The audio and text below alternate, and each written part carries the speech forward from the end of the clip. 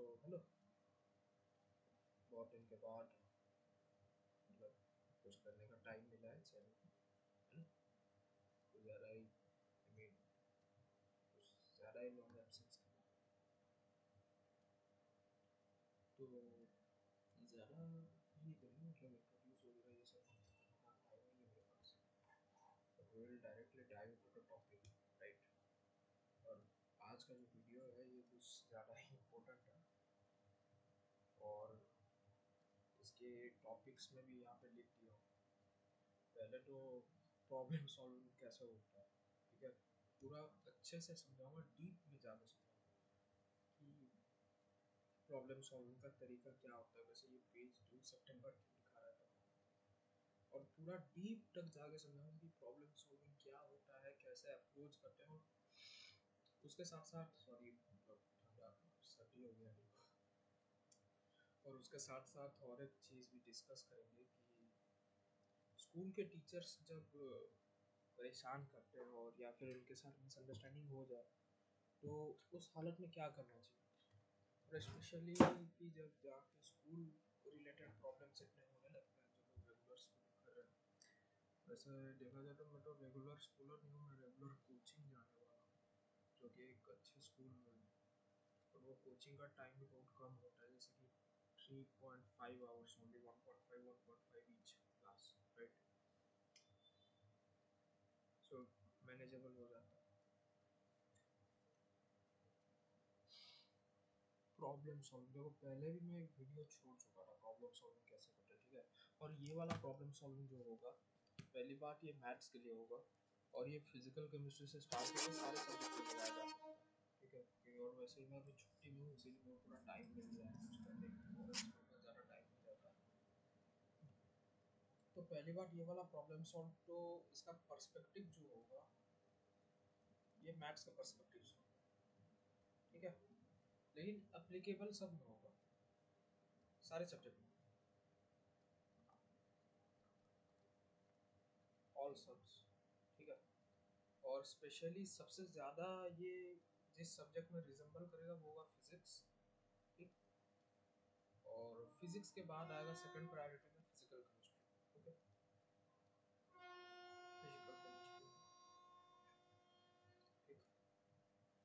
ये तो बाकी ऑर्गेनिक इनऑर्गेनिक जो है वो लेस प्रायोरिटी में आएंगे। मतलब मैं एक चीज़ बोल सकता हूँ, फिलोसॉफी सेम रहेगा। Philosophy will through out will remain the same through out for all the subjects, but just उसका टेक्निक्स बदल जाएगा, ठीक। तो पहली बात तो प्रॉब्लम सॉल्विंग को दो हिस्सों में बांटा, पहला होता है बेसिक्स ऑफ इंट्यूशन और होता है एचओक्यू, क्योंकि हायर ऑर्डर क्वेश्चन, ठीक है।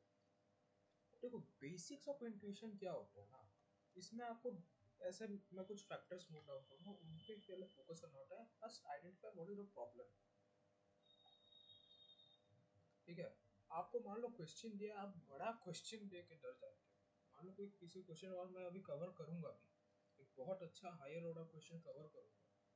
वैसे मेरा सबसे फेवरेट चैप्टर जो है मैथमेटिक्स में वो सीक्वेंसेस सीरीज है, क्योंकि मैं सोचता हूँ सीक्वेंसेस बेस है। हायर ऑर्डर मैथमेटिक्स को समझने के लिए सीक्वेंसेस बेस है। तो मैं उससे आज एक क्वेश्चन, बहुत ही अच्छा वाला क्वेश्चन कवर करवाऊंगा, ठीक है। बाकी मेरे को सब आता है, मैं भी 12th के मिड में आ गया, अभी जर्नी है और बहुत कुछ काम है करने का। देखिए, तो प्रॉब्लम को पहले आइडेंटिफाई करो, don't be afraid of question. ये तो मतलब क्वेश्चन सॉल्व करने के वक्त ना, क्वेश्चन सॉल्व करने के वक्त मतलब मेरे कुछ दोस्त हैं, ठीक है, मेरे कुछ ओल्ड स्कूल फ्रेंड्स हैं, दो बहुत अच्छे दोस्त हैं। उनमें से एक जो है वो बहुत काम, दोनों ही बहुत काम। लेकिन होता क्या है कि एक दोस्त क्या होता है कि वो पढ़ता है और वो भूल जाता है, पढ़ता है भूलता नहीं है, उसको कॉन्सेप्ट्स आते हैं, ठीक है। कॉन्सेप्ट कॉन्सेप्ट्स आना, बट क्वेश्चन सॉल्व होने में दिक्कत होता है, सॉल्व में दिक्कत, ठीक है। इसको इसका इशू एक सेपरेट कभी मैं एड्रेस करूंगा, और अगर ज़रूरत पड़े इसी में एड्रेस करूंगा, ठीक है। तो ये वाला तो एक दूसरा प्रॉब्लम है, ये तो प्रॉब्लम टू है, मैं इसको प्रॉब टू लिखूंगा, ये वाला एक डिस्टिंक्ट प्रॉब्लम है। तो पहली बात व्हाट इज मतलब बेसिक्स ऑफ इंट्यूशन में ये आता है कि what is the problem and don't मतलब आइडेंटिफाई करो, पहले आइडेंटिफाई करो कि क्वेश्चन में प्रॉब्लम क्या है, ठीक है। दूसरा होता है बी थोरो विथ कॉन्सेप्ट्स, और यहाँ पे मैं दो चीज स्पेसिफाई करूंगा, लिमिट्स ऑफ द कॉन्सेप्ट, मतलब अब ये क्या चीज है मैं भी बताऊंगा, और दूसरा चीज ओपन माइंडेडनेस, ठीक है, टू मल्टीपल पॉसिबिलिटीज।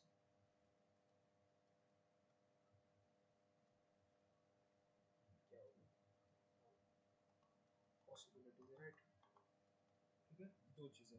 अब देखो सबसे पहली बात, ये तो बहुत कॉमन अप्रोच है, ये इट्स वेरी कॉमन, मेरे को इसके बारे में कोई बात करने की आवश्यकता भी नहीं है, ये बहुत कॉमन चीज़ है। इसमें मतलब बच्चा बच्चा जानता है कि भाई एक प्रॉब्लम को बहुत तरीके से सॉल्व हो सकता है, लेकिन इसमें भी दो सब पार्ट आ जाते हैं,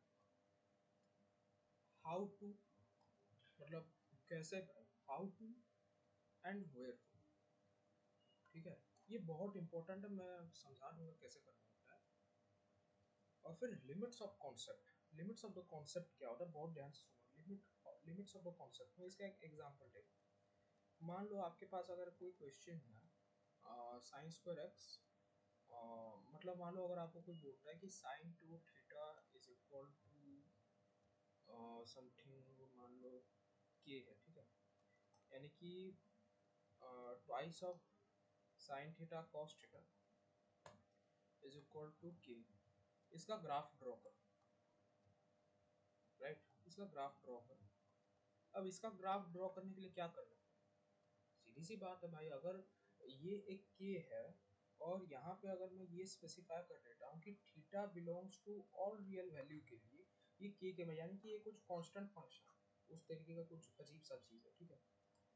तो आपको ये समझना पड़ेगा ना कि आपको पहले साइन थीटा का graph, sine theta belongs to closed -1 to 1, cos theta का भी वही होता है ना, इसका जो रेंज है, लेकिन वहाँ पे थीटा बिलोंग्स टू आर छोड़ो, यहाँ पे आपको एक चीज इतना इतना इतना तक आने के लिए आपको वहाँ ग्राफ ड्रॉ करने के लिए बोला, ठीक है। आप लिमिट्स ऑफ द कॉन्सेप्ट जानते हो क्या, यही लिमिट है कि मैं ग्राफ ड्रॉ कर सकता हूँ, लेकिन उस ग्राफ में ये जो साइन थीटा कॉस थीटा का जो ये रहेगा, उसका जो लिमिट्स है, यानी कि वो -1 to 1 में ही वेरी कर सकता है जो भी उसका है वैल्यू, तो इसको लिमिट बोलते हैं कि भाई तुमको यूज तो साइन थीटा कॉस थीटा ही करना है, यूज तो साइन थीटा कॉस थीटा ही करोगे, ठीक है, ये करोगे तुम, ये तो सच है, लेकिन तुमको उन फंक्शंस का लिमिट भी सोचना पड़ता है। लिमिट यानी कि मैं लिमिट्स एंड डेरिवेटिव्स का बात नहीं कर रहा हूँ कि भाई उस कॉन्सेप्ट्स के ऊपर क्या बाउंड है, उसके ऊपर क्या रिस्ट्रिक्शन है, रेस्ट्रिक्शन बोल रहा हूँ यहाँ पे, ठीक है, रेस्ट्रिक्शन, यहाँ पे लिमिट्स का मतलब रेस्ट्रिक्शन ऑफ द टूल, मतलब भाई तुम अगर कहीं जगह में किसी जगह प्लास यूज कर रहे हो और मान लो प्लायर्स, उसको प्लायर्स बोला जाता है, प्लायर्स यूज करते हो, ठीक है,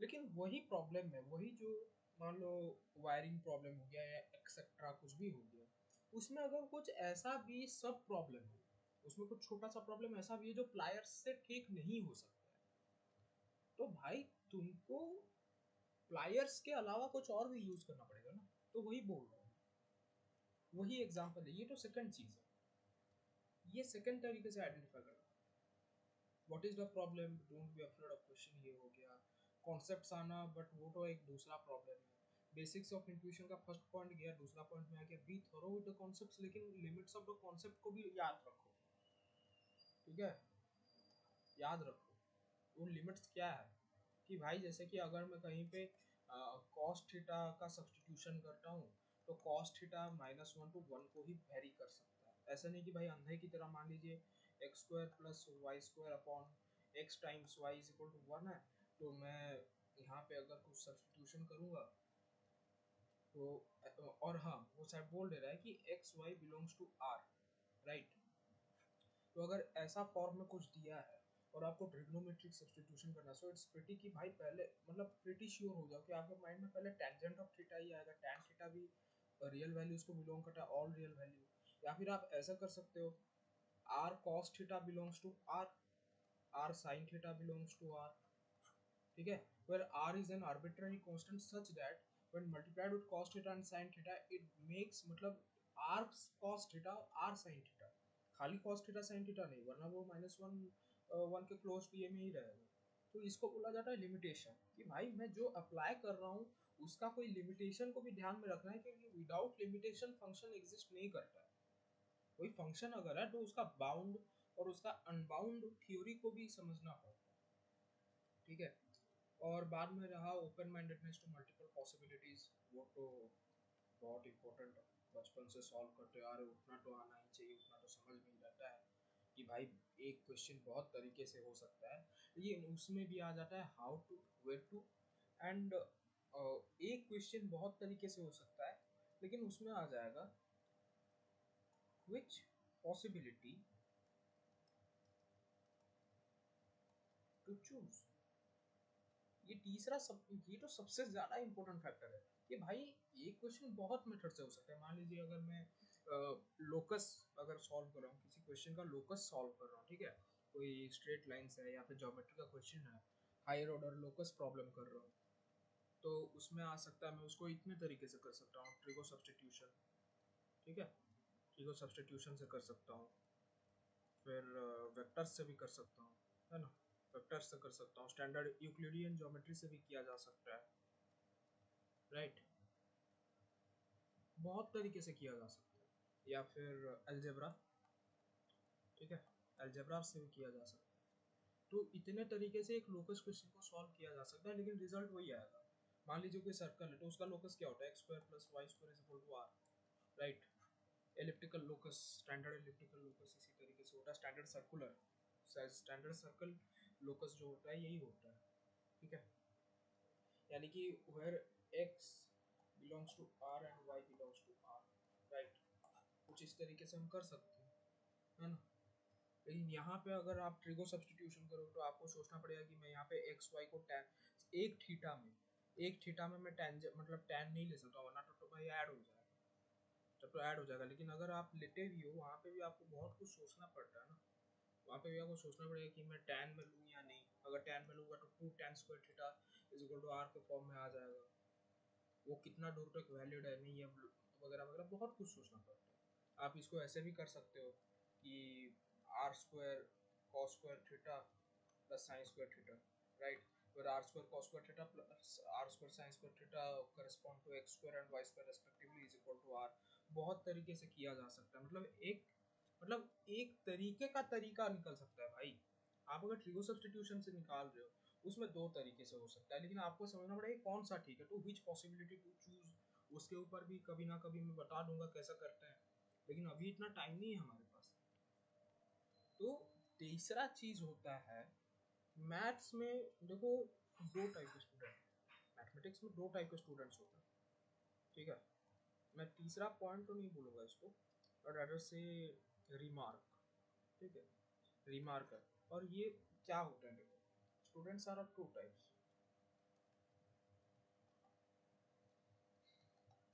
इन मैथ्स, प्रॉब्लम सॉल्व, ध्यान से समझो, बात को ध्यान से समझो मैं क्या बोलने वाला हूँ। एक होते हैं अप्रोच लिखने वाला, लिख देते हैं, ठीक है, सारे नहीं, स्पेसिफिक। और एक होते हैं सॉल्व कर करके सीखने वाले,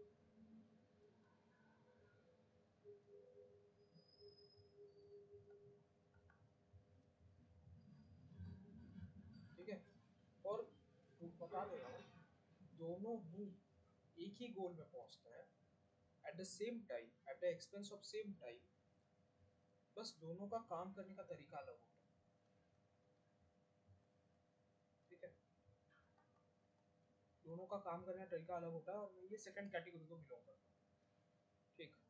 अब मैं बताऊंगा, अब देखिए इसीलिए बिलोंग करता हूँ क्योंकि पहली बात ये वाले जो कैटेगरी होते हैं इन लोग को अप्रोच रट जाते हैं। देखो अप्रोच तो रटना पड़ता है कभी कभी, मैथमेटिक्स ये सच है। मैथमेटिक्स अगर कोई पढ़ रहा है, मैं जेन्युइनली बता दे रहा हूँ, अप्रोचेस को तो रटना पड़ता है। और जब आप अप्रोच रटते हो, when you मतलब जब आप एक अप्रोच को रट लेते हो ना, तभी आपके पास कैपेसिटी आता है कि आप मल्टीपल प्रॉब्लम सॉल्व कर पाओ उस अप्रोच से। यू कैन थिंक कि भाई मैं जो अप्रोचेस रटा, मान लीजिए 50 अप्रोच अगर आप रटे हो, तो 50 अप्रोचेस में से कौन सा अप्रोच आप यूज कर सकते हो। अप्रोच रटने का मतलब ये नहीं होता कि सॉल्यूशन रटना। अगर तुम ये सोच रहे हो, अगर तुम सोचते हो कि भाई अप्रोच रटना इज इक्वल टू सॉल्यूशन रटना, then you are not for JEE. JEE तो छोड़ो, तुम बोर्ड्स के लिए भी नहीं, तुम किसी चीज के लिए नहीं हो। You are not even for mathematics if you think, अगर ये सोचते हो ना, then you are not even for mathematics. Approach को रटना पड़ता है, और दोनों कैटेगरी के बच्चे ही करते हैं, दोनों ही स्टूडेंट्स करते हैं। बस एक लिख लेता है और एक नहीं लिखता, ठीक है। ऐसा मतलब सोच सकते हो कि किसी को बिना लिखे याद हो जाता है, किसी को लिख के याद हो जाता है, लेकिन कुछ अप्रोचेस को रटना पड़ता है। सॉल्यूशन रटना अलग है, अप्रोच रटना अलग है। Approach is a mechanism that gives you solution, approach itself is not the solution. Approach से सॉल्यूशन होता है, सॉल्यूशन से अप्रोच नहीं होता है। और आप ऐसे नहीं बोल सकते हो कि अप्रोच जो है वो इंटरकन्वर्टिबल है सॉल्यूशन के साथ। वो टॉटोमर्स नहीं है मेरे भाई, डायनामिक इक्विलिब्रियम एग्जिस्ट नहीं कर रहा है, ठीक है। these are not tautomers that dynamic equilibrium will exist, एक दूसरे को बनाते रहेंगे, नहीं है ऐसा। तो ये इम्पोर्टेंट है। और अभी बच्चों के साथ जो दिक्कत हो रहा है कि देखो, अभी केवल इतना नहीं है, स्कूल्स में ये सब नहीं सिखाएंगे, ये सब तो बिल्कुल नहीं करेंगे, लेकिन स्कूल में क्या होता है जानते हो, जो टीचर्स रहते हैं वो लोग मतलब मैं क्या बताऊँ, ईगो इश्यूज बहुत रहते हैं, ईगो इश्यूज, एक्सट्रीम एक्सट्रीम मतलब ईगो इश्यूज आ जाते हैं। और बच्चे भी आजकल वैसे ही हो गए हैं कि मतलब ये लोग बुक ठीक वाला नहीं पढ़ेंगे, बुक पढ़ेंगे नहीं, बस टीचर पे डिपेंड करेंगे, टीचर पे डिपेंड करेंगे एकदम।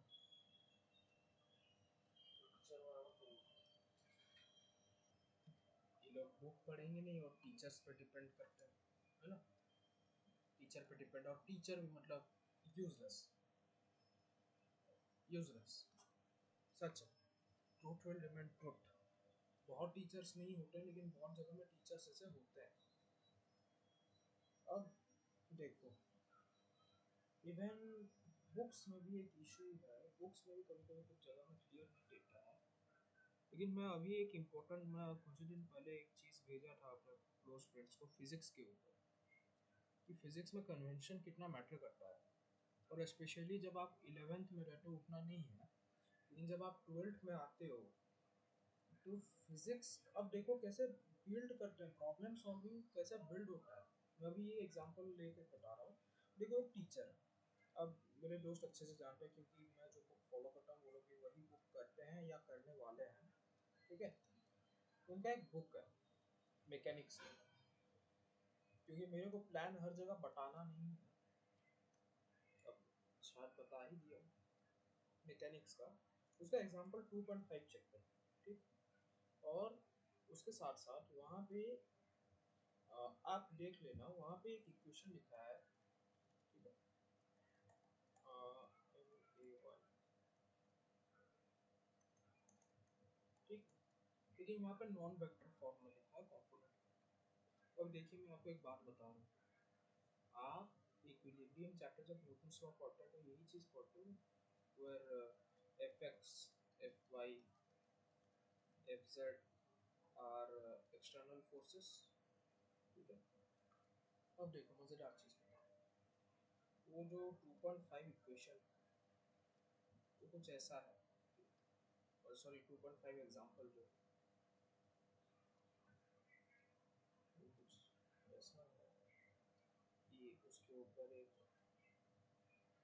वेज है, ट्रायंगुलर वेज है, यहाँ पे एंगल थीटा है, फिर शायद यहाँ पे ब्लॉक था, ये स्ट्रिंग से कनेक्टेड है,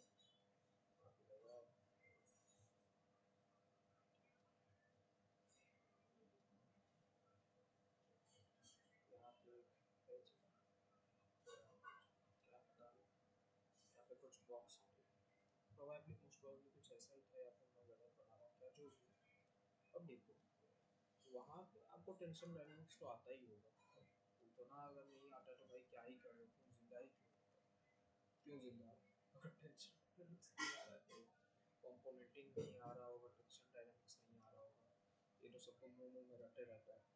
ये होगा आपका एम जी साइन थीटा, ये वाला हो जाएगा एम जी कॉस्ट, ये सब तो मुंह मुंह में रटा रहता है। मतलब मेरे को कोई अगर बहुत बेसिक बिगिनर अगर देख रहा है ये चीज़, तो उसको बताने के लिए बस कर ले रहा हूँ, यहाँ पे ठीठा रहता है तो मतलब मन भी नहीं कर रहा बताने का यार, इतना सिंपल चीज़। अब देखिए मान लेते हैं कि ये ब्लॉक नीचे आ रहा है, ठीक, ये ब्लॉक नीचे आ रहा है और आपको करना है कांस्टेंट एनालिसिस। तो उस क्वेश्चन में क्या था? हाँ हाँ, सॉरी सॉरी, ओ समझ क्या रहा गया, क्या बस हाँ, यार मैं आपको- तो यहाँ पे क्या था, यहाँ पे एक पुली था, यहाँ पे एक पुली था, यहाँ पे एक ब्लॉक था, ठीक। अब आपको इस चीज़ को सॉल्व करने के लिए अगर कोई पूछता तो आपको इतना तो सेंस आना ही रहना ही चाहिए, यहाँ पे टूटी होगा, यहाँ पे टूटी होगा, यहाँ टूटी, यहाँ टूटी, और मैं इसको अगर टेंशन से मार्क करने लगता हूँ ऐसे हो जाएगा, ठीक है।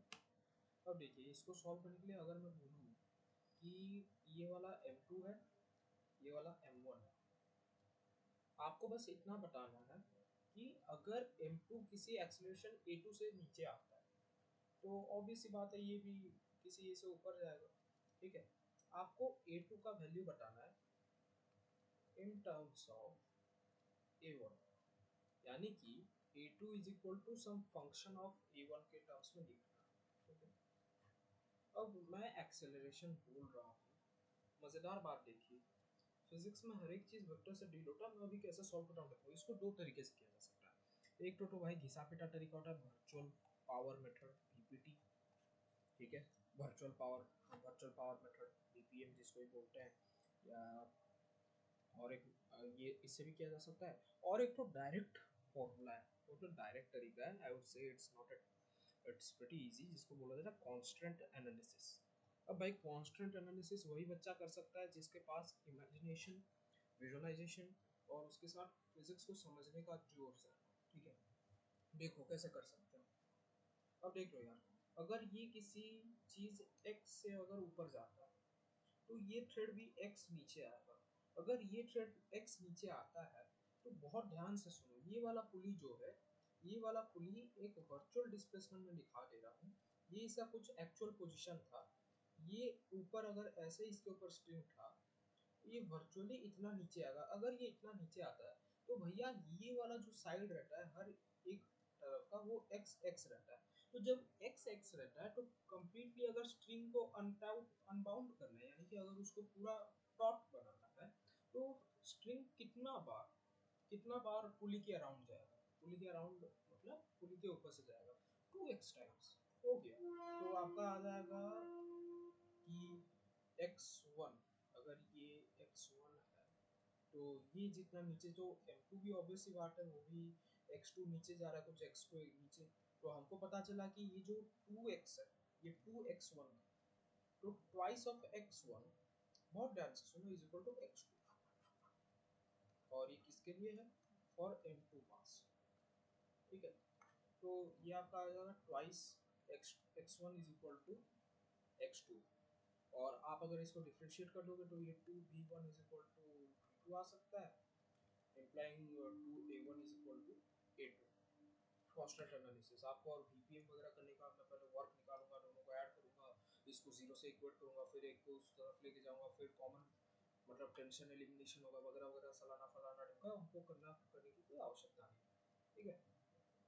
अब मैं और एक क्वेश्चन लेता हूँ, अब और एक सिंपल क्वेश्चन लेता हूँ, राइट द डायनामिक इक्वेशंस। अब डायनामिक इक्वेशंस लिखने का बात आ गया फॉर बोथ बॉडीज, ठीक। अब तो भाई हलवा है, अब तो हलवा है और क्या है, तो आप डायनामिक इक्वेशंस बहुत इजीली लिख सकते हो। M1 के लिए आ जाएगा यहाँ पे अगर A1 ऊपर जा रहा है उसके ऊपर 2t लगा है, so this becomes 2t minus mg sine theta is equal to m1 a1 और m2 के लिए ये हो जाएगा क्योंकि नीचे जा रहा है, so m2g minus tension is equal to m2a2, right. अब देखो मज़ेदार बात बताओ, आप देख रहे हो ये जितना वैल्यू आप देख रहे हो ना, ये सब ये जो बनाया गया है ये सब ग्रेटर देन जीरो है।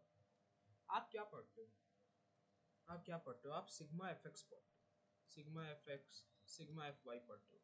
यहाँ पे क्या कर रहे हो भाई, सब्ट्रैक्शन कर रहे हो। तो भाई जो थ्योरी तुम पढ़े हो क्या वही गलत है? उतना सोचो, उतना सोचो कि भाई फॉर्मूला एक दिया है, मैं कर क्या रहा हूँ। जिसके सर में दिमाग होगा वो इजीली बोल सकता है कि भाई ये चीज़ जो है आप इसको ऐसे भी तो लिख सकते हो, twice of T plus minus m g sine theta is equal to m1 a1, right. लेकिन अगर आप लिखते भी हो, ठीक है, पहली बात m1 तो कोई आर्बिट्ररी वेक्टर है, तो ठीक है हम उसको पॉजिटिव रखते हैं। ये सब मैग्नीट्यूड्स के साथ आप खेल रहे हो, आप वेक्टर इक्वेशन के साथ नहीं खेल रहे हो। आप जो sigma F x F y पढ़ते हो वो वेक्टर इक्वेशंस हो, ठीक है, ये वेक्टर फॉर्म होता है, वेक्टर फॉर्म में भी ये वैलिड है।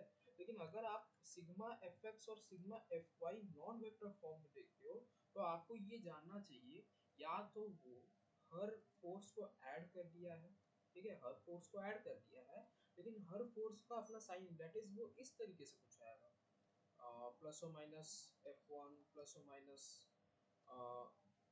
सॉरी, ये ऐसे आएगा प्लस और माइनस f1 प्लस प्लस और minus f, right, and the series will continue. तो आपको थ्योरी भी इस लेवल में पढ़ना आना चाहिए कि मैं क्या पढ़ रहा हूँ, मैं क्या कर रहा हूँ, ठीक है। और M2 के केस में भी देख लो, M2 के केस में देख लो कि आप m2g minus T is equal to m2 a2 किए हैं, और ये जो a2 है ये क्या हो गया यार, ओ, तो ये जो m2 a2 है, आप देख सकते हो कि बॉडी नीचे आ रहा है, तो वेक्टर कन्वेंशन के हिसाब से, वेक्टर्स के हिसाब से वो माइनस जे कैप डायरेक्शन में जा रहा है, ठीक है। तो आप यहाँ पे डायरेक्ट, क्योंकि ये ग्रेटर देन जीरो इक्वेशन है m2 के लिए, तो आप यहाँ पे डायरेक्ट लिख सकते हो कि minus j cap m2g plus T j cap is equal to minus of m2 j cap, right. तो भाई आप थ्योरी भी अंधे की तरह पढ़ते हो, जो बच्चे नहीं कर पा रहे हैं या जिनको कोई दिक्कत होता है, जो सोचते हैं कि भाई हम ही सब फिजिक्स में पढ़ रहे हैं, भाई physics is not only about problem solving, वो इन छोटे छोटे फैक्टर्स में भी डिपेंड करता है। हाँ, ये कन्वेंशंस पे भी डिपेंड करता है।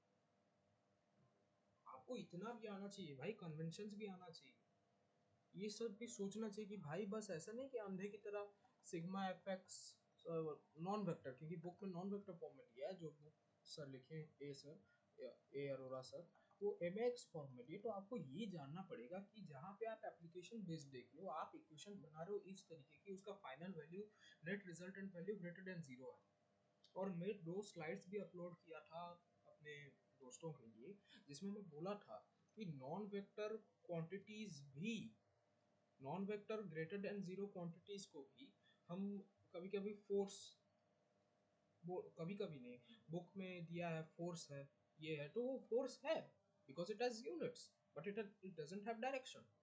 इसीलिए मैं वो वाला स्लाइड अपलोड किया था। जो लोग वो स्लाइड पढ़े हैं, मैं इसी चीज के लिए अपलोड किया था कि अगर आपको आगे जाके कभी रेफर कर देता है कि फोर्स इतना लग रहा है, मान लीजिए एम जी साइन थीटा, लेकिन फिर उसको वो सब्ट्रैक्ट कर देता है, तो आपके मन में ये आ सकता है कभी कि भाई ये force minus m g sine theta, या वेक्टर फॉर्म में माइनस एम जी साइन, मान लीजिए माइनस में हम कौन सा है, हाँ जी ये में है ना, तो वैसे जी साइन थीटा तो कुछ आता नहीं है, लेकिन मान लीजिए अगर हम साइन थीटा को मान लेते हैं 1 मान लेते हैं, तो ये हो जाएगा माइनस एम जी, जो कि हाँ हम बता सकते हैं कि ये नीचे आएगा, नीचे स्टैंडर्ड कन्वेंशन के हिसाब से माइनस जे कैपिटल से, ठीक है। ऐसे भी हो सकता था, लेकिन वो इसको क्यों रिफर किया, इसको क्यों फोर्स माना, तो भाई वो फोर्स है क्योंकि भाई उसके पास यूनिट है। आपको ये समझना वेक्टर, और आपको ये समझना पड़ता है कि vector is A only direction giving quantity. वो साइन अफिक्स करवा, वो एक प्री डिफाइंड फिजिकल क्वांटिटी को साइन अफिक्स करवाता है। वो आपको समझना पड़ेगा, ताकि आपका तब जाके आपका फिजिक्स में कन्वेंशन स्मूथ होगा। जैसे जैसे कन्वेंशन स्मूथ हो जाता है, आप इजीली सॉल्व कर लेते हो सब चीज़, आपको समझ में आता है हर इक्वेशन। ठीक वैसे यहाँ पे आपको ये समझना पड़ेगा कि ये एक्चुअली मीन कर रहा है प्लस और माइनस F1 प्लस प्लस और minus F2, and then the series will continue plus plus और माइनस F इंफिनिटी। और भाई एफ इंफिनिटी का मतलब ये नहीं है कि उसका वैल्यू इंफिनिटी है, सीरीज कंस्ट्रक्टिव सीरीज है, यानी कि कंसेक्यूटिव सीरीज है, इसीलिए मैं उसको इस तरीके में ले लिया हूँ। ये रिजल्ट देता है एम ए एक्स, तो वैसे ही वाई के लिए भी होगा, इसके लिए भी होगा। ठीक है। और फ्री बॉडी डायग्राम्स में खाली मैग्नीट्यूड दिखाया जाता है, और फिजिक्स में मैग्नीट्यूड का मतलब होता है something that has the positive, बहुत केयरफुली सुनिए, that has the greater than zero numerical value and the units of. तो फ्री बॉडी डायग्राम्स में खाली मैग्नीट्यूड दिखाया जाता है bye convention. Magnitude itself is a physical quantity in physics। ये mathematics का मैग्नीट्यूड नहीं है, केवल नंबर नहीं है, पॉजिटिव नंबर। फिजिक्स का मैग्नीट्यूड का मतलब होता है जिसके पास अपना यूनिट्स है लेकिन वो ग्रेटर देन जीरो है। तो फ्री बॉडी डायग्राम में फोर्स दिखाया जाता है, but only the positive magnitude, only the positive force. Positive force और positive of any quantity is magnitude, only magnitude दिखाया जाता है। बाद में आप डायनेमिक इक्वेशन बनाते हो जिसमें आप माइनस चढ़ाते हो या प्लस चढ़ाते हो, जैसे कि यहाँ पे माइनस चढ़ाना पड़ा क्योंकि ये नेट मोशन का बात है। ऑपोजिट डायरेक्शन में फोर्स है तो आपको नेट मोशन में माइनस लिखना पड़ेगा किसी एक के रेस्पेक्ट में। समझ रहे हो? बात समझो। और हमेशा एक रूल यही होता है फिजिक्स में कि जिस डायरेक्शन में मूव कर रहा है उस डायरेक्शन में जो अप्लाइंग फोर्स है, उस डायरेक्शन का जो एक्टिंग फोर्स है, उसी डायरेक्शन को आप पॉजिटिव मान लेते हो। तो इसीलिए ये वाला इक्वेशन जो दोनों आया, जो दोनों नॉन वेक्टर इक्वेशन आया जिसको मैं बॉक्स बनाया, तो मतलब दोनों को ही बॉक्स में रखा हूँ M1 M2 के लिए, वो ग्रेटर देन जीरो है। वो होगा ही, क्योंकि आप उस डायरेक्शन को पॉजिटिव लेते हो, उसके बाद आप जो करो हलवा करो कुछ फर्क नहीं पड़ता। तो प्रॉब्लम सॉल्विंग वेरी बेसिक्स में ऐसा डेवलप होता है इस तरीके से। सुनने में सिली लग सकता है, सुनने में सिली लग सकता है, मैं मना नहीं कर रहा हूँ, लेकिन बहुत बेसिक से ऐसे डेवलप होता है, दैट इज क्वेश्चनिंग कि भाई मैं जो पढ़ा हूँ, एक सिग्मा पूरा खेल खत्म कर सकता है सोचने समझने में। आपको ये जानना पड़ेगा कि एक सिग्मा जो है वो पूरा खेल खत्म कर सकता है सोचने समझने का। तो अब ये तो हो गया प्रॉब्लम सॉल्विंग कैसे, मतलब धीरे धीरे ये तो स्टेजेस, कि भाई मैं धीरे धीरे देखूंगा कि कहीं पे बुक में ही गलत तो नहीं दी दिया है, इस तरीके से स्टार्ट होता है। अभी हम चलते हैं पूरा हायर ऑर्डर क्वेश्चन, क्योंकि मैं बोला था कि मैं मैथ्स के ऊपर ही बनाऊंगा, तो मैथ्स के ही ऊपर ही मैं बनाऊंगा सीक्वेंसेस सीरीज का जो स्पेशल क्वेश्चन है। और आ जाते हैं अभी higher order problem solving HOQ। तो एक मिनट, बस मैं क्वेश्चन पहले निकाल।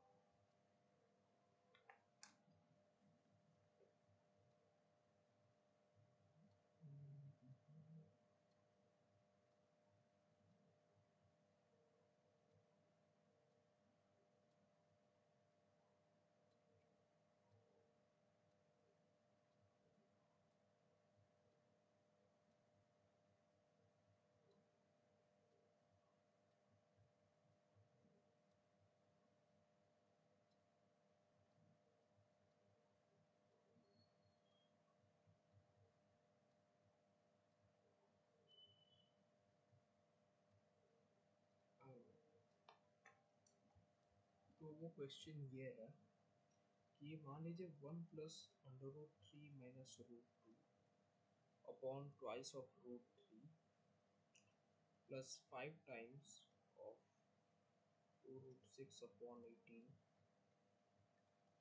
प्लस 9 √3 - 11 √2 अपॉन 36 √3 प्लस 49 - 20 √6 अपॉन 180 है। और इसका समेशन, ठीक है, मज़ेदार क्वेश्चन है, इन्फिनिटी तक जो इक्वल करता है 2 + √b/a प्लस 1 लॉग, ठीक है, लॉग ऑफ अच्छा log e a/b।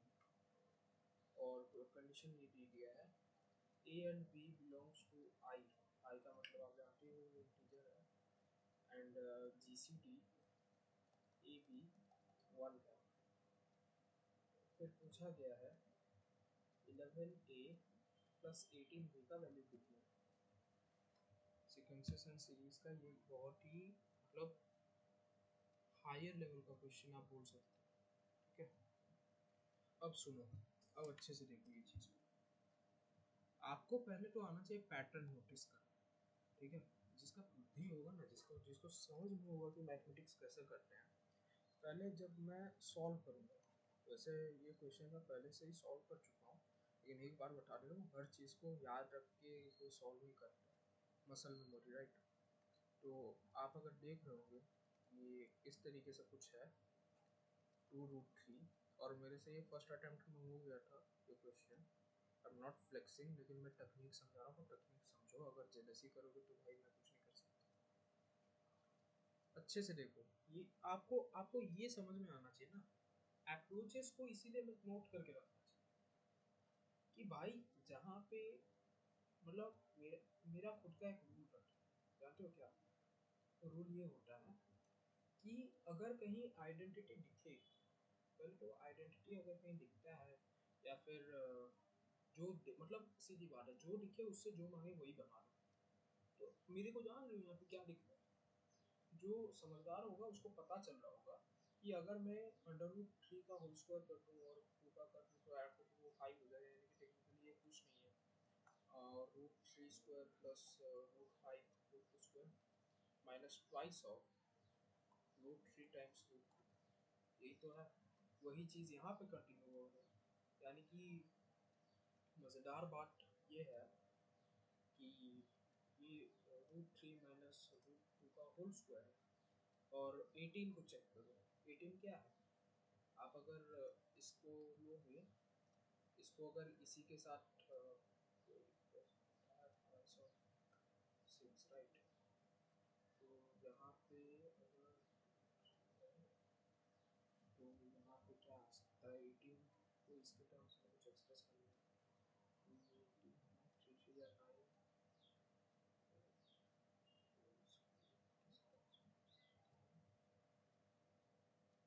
36 times of 8 √3 है, 36 टाइम्स ऑफ √3 है, ट्वाइस ऑफ √3।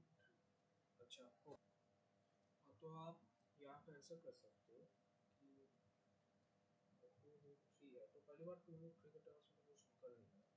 ठीक है, मैं बता रहा हूँ कि इतना सोचना कैसे होता है। पहली बार तो फर्स्ट स्टेप इसको सोचने का था, पहले आपको यहाँ का पैटर्न नोटिस करना। ठीक है, और ये चीज़ सोचने के लिए, इतना सोचने के लिए तभी आएगा जब आप एक चीज़ पढ़ोगे, डेट इज जिसको बोला जाता है एजीपी, एरिथमेटिक ज्योमेट्रिक प्रोग्रेशन, या फिर जीपी विद जीपी।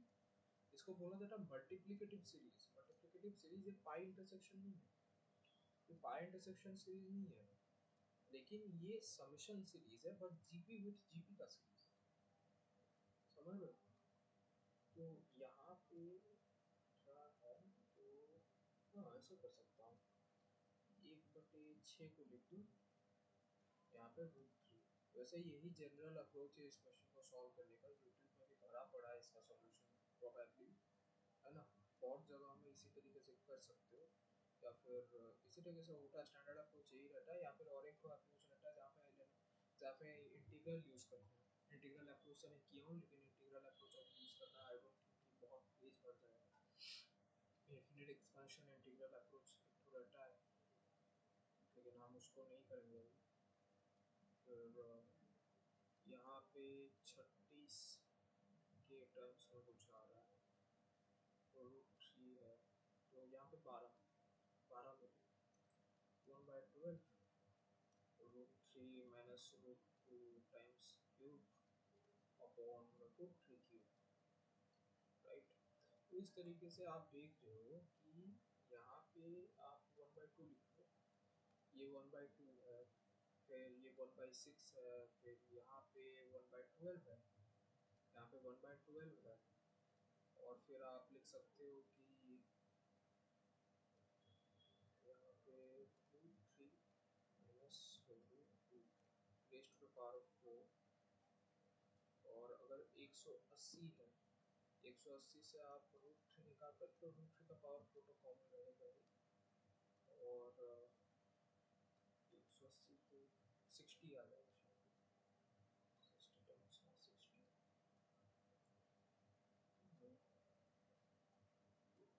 वो तो 9 होगा ना, ओ 20, 20, राइट 20, ठीक है। तो कुछ इस तरीके का सीरीज बनता है। अब देख लो, इस सीरीज को भी सॉल्व करने का एक अपने में टेक्निक है। इस सीरीज को सॉल्व करने को मैं फिर दिखा रहा हूँ और कैसे कर सकते हो। फिर क्या होगा, one plus one by two, अगर इस फॉर्म में है तो मैं वन बाई टू को ऐसे नहीं लिखूंगा, मैं डिनोमिनेटर को ट्वाइस ऑफ वन, फिर मैं इसको टी आर लिख देता हूँ, ठीक है। T r plus one upon twice times three, मतलब एक रूल ये होता है कि जितना कॉमन निकाल सको उतना कॉमन निकाल लो, ठीक है। जितना कॉमन, जब आपको कोई कॉमन टर्म दिखता है और आप निकाल सकते हो तो उतना कॉमन निकाल लो, और ये टी आर स्क्वायर हो जाएगा, फिर यहाँ पे thrice of four T R cube हो जाएगा, तो सीरीज कंटिन्यू करेगा इन्फिनिटी। अब एक बहुत इंपॉर्टेंट अप्रोच रहता है वन। अब देखिए, अब आपके मन में एक चीज़ आएगा, मैं one by two T R को कॉमन ले लूँ, क्योंकि ग्रेटेस्ट पावर जो कॉमन जा सकता है इनमें तो वो वन ही है, one raise to the power of one का ही कॉमन जा सकता है। तो कॉमन लेके मैं कुछ ऐसा सीरीज बना दूँ क्या, यहाँ पे अगर टी आर कॉमन ले लूँगा तो ये वन हो जाएगा, ठीक है, ये वन हो गया। फिर ये one by three t are हो जाएगा, one third of T R, ऐसे करके आएगा। लेकिन ये कोई वायबल ऑप्शन नहीं है, आपको सोचना पड़ेगा, यू मस्ट थिंक, मतलब उस लेवल में आपको सोचना पड़ेगा कि मैं इसका करूं क्या, इसका क्या करोगे भाई। तो हो सकता है तुम कॉमन टेक आउट कर सकते हो, लेकिन एक अप्रोच हर जगह काम नहीं करता, मैं भी तो बताया ना। आप एक जगह में हर अप्रोच नहीं लगा सकते, भले ही आप यहाँ पे कॉमन ले पा रहे हो, you can take the common out, लेकिन आप क्या चीज़ से एलिमिनेट करोगे, कॉमन, इससे एलिमिनेट करोगे, कॉमन एलिमिनेशन इस चीज़ से, two plus under root B by A, under root of B by A plus one times log log A by B base E, इस चीज़ से एलिमिनेट करोगे आप, क्या आ रहा है इसमें जो एलिमिनेट करोगे। तो इसके बाद आपके माइंड में और एक अप्रोच हिट करता है, मेरे माइंड में, क्योंकि आप वाटर पढ़े हो या नहीं मेरे को नहीं पता, तो और एक अप्रोच हिट कर सकता है आपके माइंड में कि, और ये बहुत खतरनाक अप्रोच है, ये बहुत खतरनाक अप्रोच है, आप लोग को दिख रहा है लेकिन फिर भी सोच नहीं पा रहे।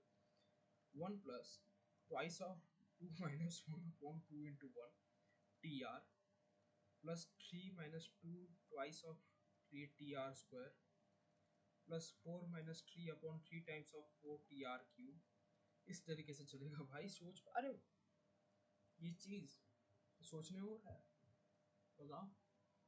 इसको जानते हो, इस अप्रोच को क्या बोलते हैं। यही सब अप्रोचेस होता है जो आप प्रॉब्लम सॉल्विंग कर करके डेवलप करते हो, रट लेते हो, या फिर आपको नोट करना पड़ता है, क्योंकि मैं नोट करने वाला बंदा हूँ तो इसलिए मैं इसको बोलता हूँ, इस अप्रोच को expressing numerator as a difference of factors of denominator, समझे। और ये जानते हो, ये चीज़ बहुत ज़्यादा यूज होता है, ये चीज़ बहुत ज़्यादा यूज होता है। आप अगर कोई स्टैंडर्ड बुक यूज़ करोगे, जैसे सिंगेज हो गया, अरिहंत हो गया, या फिर मान लो अगर कोई ब्लैक बुक सॉल्व करता होगा, वैसे ब्लैक बुक मेंस लेवल का है ब्लैक बुक मेंस लेवल का है, ठीक है।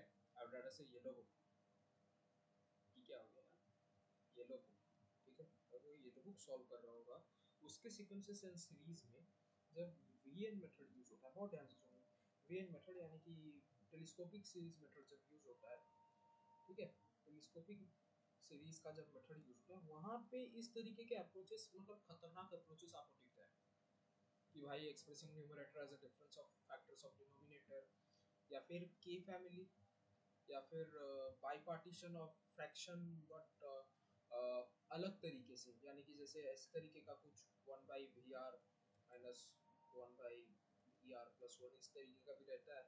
टेलीस्कोपिंग सीरीज में बहुत टाइप के अप्रोचेस सीखने पड़ते हैं आपको, ठीक है। और बाकी इसके बाद तो भाई ये क्वेश्चन हलवा है, बाकी इसके बाद कुछ है ही नहीं इसमें। इसके बाद आप खुद चाहो, अगर आपसे सॉल्व हो पा रहा है, इतना तक आपको सोचना पड़ता है। प्रॉब्लम सॉल्विंग, इस क्वेश्चन का प्रॉब्लम सॉल्विंग का मेजर पार्ट यहाँ तक था। इतना आपको सोचने में हो रहा है या नहीं, इतना तक आप कर पा रही हो या नहीं, इतना आप आइडेंटिफाई कर पा रहे हो या नहीं। अगर भी मैं ग्रेटेस्ट ऑब्टेनेबल कॉमन टर्म को अगर मैं निकाल भी देता हूँ, जो कि यहाँ पे 1/2 TR था, देन ऑल्सो आपको कोई बेनिफिट नहीं होगा, उतना आपको समझ में है या आप इतना चीज पढ़े हो या नहीं। एजीपी, जीपी इंटू जीपी, और हायर ऑर्डर में तो एचपी जीपी आ सकता है, या फिर एचपीएपी भी आता है, लेकिन वो सब इतना अभी खास चल नहीं रहा, ठीक है। तो प्रॉब्लम सॉल्विंग का एक मेजर स्किल सेट ये रहता है, वहाँ पे मैं जो बताया आपको, ये इस तरीके से जो बच्चे पढ़ते हैं वही सक्सेस कर पाते हैं। सॉल्व करके सीखने वाले, या फिर सॉल्व प्लस अप्रोच को लिखते हैं और सॉल्व करते हैं बहुत सारे, दोनों ही एक ही गोल में रीच करेंगे, दोनों ही एक ही गोल में रीच करते हैं। बस इल्यूजन रहता है कि कौन अच्छा कौन बुरा है। जो एक अप्रोच को पकड़ लेता है उसके लिए एक वाला बुरा है, जो एक अप्रोच पकड़ लेता है उसके लिए दूसरा वाला बुरा है। बट जो पढ़ता है उसको पता है कि भाई कौन अच्छा है कौन बुरा है, ये सब it's bloody utter nonsense, it's absolute nonsense, it's not going to work. Take any of the approach and it will work for you. जिसके साथ आप कंफर्टेबल फील कर रहे हो, इट्स गोइंग टू वर्क, ठीक है। तो प्रॉब्लम सॉल्विंग इस तरीके से हायर ऑर्डर स्किल में धीरे धीरे आपको डेवलप करना पड़ेगा। आपको पहले क्वेश्चन करना पड़ता है कि भाई ये चीज़ सही है कि गलत है। मैं वेक्टर्स पढ़ता हूँ, वेक्टर्स में एनालिसिस करते हैं इक्वेशन को, लेकिन बुक मॉड्यूलस इक्वेशंस में दे रहा है और हमको पढ़ाता है vector equation, higher order questions को इस तरीके से पैटर्न आइडेंटिफाई करना पड़ता है ना। जैसे कि जो दिया है उससे जो मांगे वो बना लो, ऐसा कुछ मतलब अजीब उटपटांग सेंटेंसेस में यूज़ करता रहता हूँ जब भी सॉल्विंग करता हूँ। जो दिया उससे जो मांगे वो बना लो, जो पता है उससे जो मांगे वो बना लो, ठीक है। या फिर आइडेंटिटीज क्रिएट करो, यहाँ पे तो मैं आइडेंटिटी क्रिएट किया हूँ एक तरीके की, आइडेंटिटी क्रिएट करो, या फिर प्रोटो आइडेंटिटीज बनाओ, सूडो आइडेंटिटीज बनाओ, है ना। बहुत कुछ है। तो मैं एक स्पेसिफिक पीडीएफ यूज़ करता हूँ उसके लिए, मतलब मेरे पास अपना ही वो नोट सेट है और वो कंप्लीट अपडेटेड हो चुका है, तो उसमें मैं रखा हूँ किस तरीके से किया जाता है ना। और उस कॉपी में तो मैं ये स्पेसिफाई कर रही हूँ, देखो अप्रोचेस बहुत है, ठीक है। और एक क्वेश्चन में मल्टीपल अप्रोचेस हिट करते हुए आपको दिखा, जैसे कि हम देखें ना अभी कि ग्रेटेस्ट कॉमन टेकन है, मतलब ग्रेटेस्ट ऑब्टेनेबल कॉमन टर्म को हम कॉमन ले लिए, लेकिन उसमें से जो सीरीज बना उसका कुछ काम ही नहीं है। तो हमको एक उटपटांग चीज लिखना पड़ा, एक उटपटांग अप्रोच करना पड़ा। पहले तो आपको ये सोचना पड़ेगा कि भाई हमको इसको तोड़ना है। आप खुद देखो ना, 1/2, 1/6, 1/12, एक साधारण बहुत अच्छा जो सॉल्व करता होगा ये क्वेश्चन में, उसके भी पसीने छूटेंगे, वो भी सोचेगा कि भाई मैं क्या करूँ यहाँ पे। ये जो फैक्टर तोड़ने वाला अप्रोच है, ये एक्सट्रीमली, ये वही बच्चे करते हैं ना जो बहुत हद तक प्रैक्टिस करते हैं, बहुत हद तक। लेकिन मेरे कुछ ऐसे दोस्त भी हैं जिनको मैं जानता हूँ जिनके लिए इजी होगा समझना। आई नो तो ओल्ड स्कूल फ्रेंड्स से दो ही, जैसे वो दो तीन है, so for them it's going to be pretty easy. तीन ओल्ड स्कूल फ्रेंड्स हैं। तो problem solving is a skill, इसको मैं एक वीडियो में तो कवर किया, मतलब मान लो 3-4 घंटे में लगेंगे। मेरे को एक्सपीरियंस, मतलब जो ये एक ऐसा एक्सपीरियंस है जो कि मैं मतलब क्या ही ये कहूँ। मान लो जैसे कि आपके पास हो गया, यहाँ पे आपको एक चीज़ देखना पड़ेगा, GCD of a and b 1 है, highest common greatest common factor, जिसका मतलब ये होगा कि वो लोग प्राइम नंबर है ना, वो लोग प्राइम नंबर है। HCF of any two prime number is always 1, ये तो सबको पता है। और ये भी स्पेसिफाई किया कि a and b belong to integer.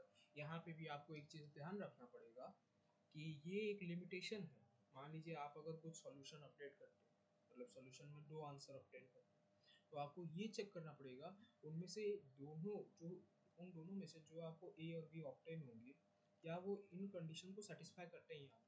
तो इसको बोला जाता है लिमिटेशन एनालिसिस। इसको बोला जाता है limitation analysis. So I hope कि आपको बेसिक समझ में आया होगा कि प्रॉब्लम सॉल्विंग का तरीका क्या है। और अभी एक दूसरे टॉपिक में आते हैं कुछ ज़्यादा ही इम्पोर्टेंट है।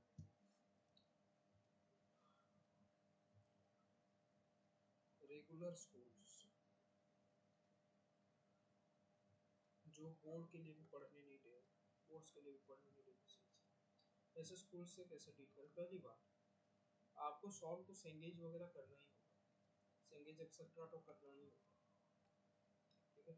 सेंगेज, पीजी, अरिहंत, एनी कोई एक को पिक करो। अनुराग मिश्रा हो गया, ठीक है। अनुराग मिश्रा भी बहुत अच्छा बुक है। केमिस्ट्री एनसीईआरटी से मैनेज हो जाएगा। एम एस चौहान एक्सेट्रा कोई जरूरत नहीं है, ठीक है। बिल्कुल जरूरत नहीं है। पॉला ब्रूइस वगैरह भी रहता है, पॉला ब्रूइस रहता है, but it's a very good theory book for organic chemistry. But I would recommend कि आप वो सब यूज करो। टाइम उतना है कि एक स्ट्रेटेजिक लर्नर पूरा क्रैक कर दे, लेकिन टाइम इतना भी नहीं है कि आप ये सब पूरा लगाओ। आपको लगाना होगा तो आप सिंगीज एक्सेट्रा ये सब लगाओ। तो उसमें आप एग्जाम्पल्स जो इलस्ट्रेशन दिया है वही करो। कोई भी मेजर स्कूल एग्जाम के 10 दिन पहले छोड़ दो, ठीक है। 10 दिन पहले छोड़ दो, ठीक है। एग्जाम्पल्स एग्जाम के 10 दिन पहले छोड़ दो। जनवरी 20 या 30 तक टाइम रखो, तक सॉल्व करो, ठीक है। फ्री में सॉल्व करो, तक सॉल्व करो, ठीक है। A1 A2 3 selective topic solve करो, ठीक है। जब कोई ड्रॉप वगैरह लेगा तो वो ज़्यादा सॉल्व होता है, लेकिन जैसे मुझसे अगर आप रेगुलर स्टूडेंट हो, सिलेक्टिव टॉपिक्स जो स्कूल के हैं, है ना, उनके हर दिन, ठीक है, 15 एग्जाम्पल्स कर लो। 15 एग्जाम्पल, ओनली 15। तो आप 5 दिन का टारगेट लो, 5 डेज, एवरी डे 5, 15 टाइम्स 5 आपका 75 इलस्ट्रेशन हो जाएगा, ठीक है। 75 इलस्ट्रेशन उतने में चैप्टर खत्म सिलेक्टिव टॉपिक्स के। बात रही फिजिक्स और केमिस्ट्री जैसे सब्जेक्ट की, फिजिक्स ये तो मैथ्स का हो गया, ठीक है। मैथ्स को तो डेली करना होता है। फिजिक्स के लिए आप 3 दिन दे सकते हो, जैसे कि फ्राइड, सैट और संडे। और केमिस्ट्री का मॉन ट्यू वेट, ठीक है। उसको 3 हिस्सों में तोड़ दो, यानी कि अगर आपको करना है, देखिए 2 सब्जेक्ट जो संभाल लेगा उसका कुछ कोई बाल भी बांका नहीं करता है। आप उसको सोच समझ के करो। जैसे कि अगर आप ऑर्गेनिक करना है, मान लो अगर आपको 3 घंटे मिल रहा है तो उसमें से 1.5 फिजिकल करो और 30 to 20 मिनट ऑर्गेनिक रिवाइज कर लो। 30 to 35 मिनट्स ऑर्गेनिक रिवाइज कर लो, ठीक है। ऑर्गेनिक रिविजन कर लो। फिर ऑर्गेनिक रहा, इनऑर्गेनिक मतलब ऑर्गेनिक इनऑर्गेनिक वैसे ही चेंज कर दो। ऑर्गेनिक और इनऑर्गेनिक को वैसे ही टॉटोमर्स की तरह चेंज करते रहना। अगर आज इस वीक में ऑर्गेनिक किया, यानी कि ऐसे भी कर सकते हो कि जैसे कि आपको जो ज़्यादा रटने के लिए टाइम लग रहा है, जैसे अगर आपको ऑर्गेनिक ज़्यादा दिन लग रहा है तो 3 दिन जो अलॉट किए उसमें से 2 डे दे दो, इनऑर्गेनिक के लिए 1 डे दे दो। देखो ये पहले पहले कम लगता है, पहले पहले कम लगता है, ठीक है, लेकिन भाई कम नहीं है, ये कम नहीं है, ठीक है। दिखने में कम लग सकता है, ये रूटीन स्कूल स्टूडेंट्स के लिए। और देखते हैं टीचर्स का बात। टीचर अगर आपको टॉन्ट करते हैं, मॉक करते हैं, परेशान करते हैं, कुछ नहीं, सुनने का ही नहीं है ना, सुनने का ही नहीं है। They are not going to help you. या फिर हाँ, यहाँ पे और एक चीज़ भी देख सकता था, बुक्स के अलावा आप कोचिंग मटेरियल, ठीक है, कोचिंग मटेरियल भी कर सकते हो, coaching material plus class illustration, that would be enough also. ठीक है, अगर कोई सेल्फ स्टडी कर रहा है तो या वो इस रूटीन को फॉलो करे जो बुक्स के रेस्पेक्ट में लिखा गया है, और अगर कोई कोचिंग फॉलो कर रहा है तो इसी रूटीन को फॉलो करे, लेकिन कोचिंग के मटेरियल के साथ। कोचिंग इलस्ट्रेशंस को बुक इलस्ट्रेशन से रिप्लेस कर देना और कुछ नहीं। ठीक है, सुनने का ही नहीं है। They are not going to write the exam for you, right? वो चेक करेंगे एग्जाम फॉर यू, ये समझ जाओ। और ऐसा भी कुछ मत करो जिसके वजह से भाई मतलब अगर कहीं पे आंसर आता भी है लेकिन अगर कहीं पे लगता है कि भाई अगर तुम बोलोगे ईगो इश्यूज दिखेगा, so it will be better कि भाई तुम अपना सर डाउन कर दो, सर नीचे कर दो। ठीक है, सबके सामने उठम पुठम करने की जरूरत नहीं है। आपको आ रहा है, आपके अच्छा, आपके लिए अच्छा है, सबको बताने की जरूरत नहीं है। जब आपको पूछा जाएगा तभी बताना।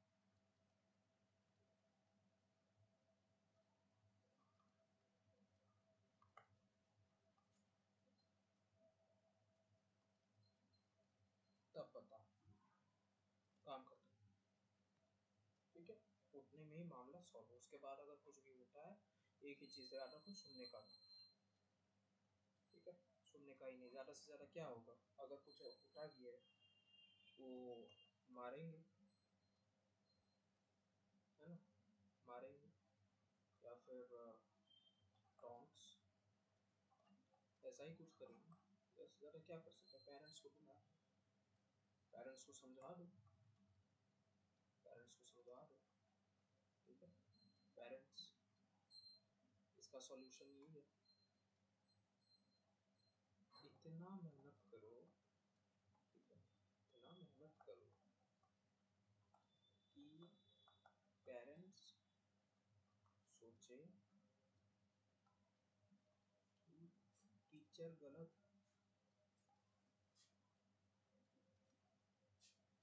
और तुम सही हो। और ऐसा नहीं कि इसको सोचना, तुमको सोचना पड़े, इसे रियलिटी बना दो। ठीक है, इसको रियलिटी बना। अगर कोई नहीं बना रहा है तो भाई वो वीकली है और कुछ नहीं, एक्सक्यूज देना पसंद आता है, या तो वो खुद ही कामचोर है। लेकिन जो इसको रियलिटी बना देगा उसके लिए भाई कोई दिक्कत ही नहीं है, उसको कोई चीज़ हरा ही नहीं सकता। क्या हराएगा उसको जब हर ऑब्स्टेकल को वो क्रॉस कर चुके हैं। अगर वो बोलता है कि स्कूल की वजह से वो ऑब्स्टेकल्स आ रहे हैं, तो अगर उन ऑब्स्टेकल्स के फैक्टर्स को ही वो रिड्यूस कर चुका है तो क्या ही रोकेगा उसको। ठीक है, एनीवेज, बाय।